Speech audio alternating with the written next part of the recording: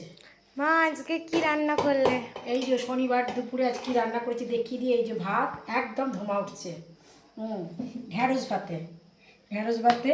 আর মেয়ের হচ্ছে আলু ভাতে। মেয়ে ওই কাকুল ভাতে খায় না, এটা হচ্ছে লঙ্কা আর শুকনো লঙ্কা আর রসুন দিয়ে জিরে দিয়ে মেখেছি। আচ্ছা, ডালের বড়া।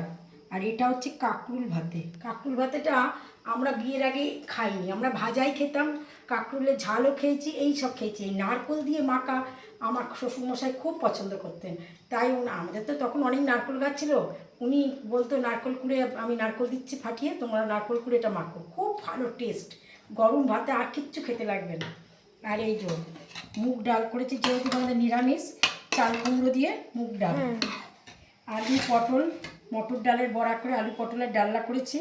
আর এই বিকেলের একটু কুমড়োর তরকারি করে রেখেছি, কারণ তোমার কাকু আর আমি রুটি খাবো, কুমড়োর তরকারিটা করে রেখেছি। আর আমাদের পায়েস করা আছে, আর মেয়ে আজকে খাবে না। আর তুমি ভাজা দেখাওনি। আচ্ছা, এইবার এই ভাজাটা দেখাচ্ছি।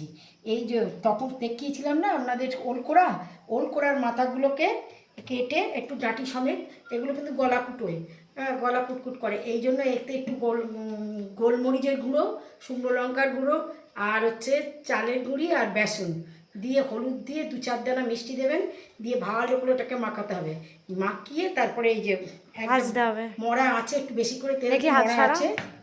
এই যে খুব খেতে ভালো, মুচমুচ করছে, এই যে মুচমুচ করছে একদম। আর শসা। শসা, লেবু আর লঙ্কা। আজ আমার এই সমস্ত রান্না। আজ তো শনিবার, আজকে মাছের কোনো পদ নেই। ঠিক আছে, আমার রান্না বান্না কথাবার্তা যদি ভালো লেগে থাকে তাহলে একটা লাইক করে দেবেন, একটা সাবস্ক্রাইব করে দেবেন। নমস্কার।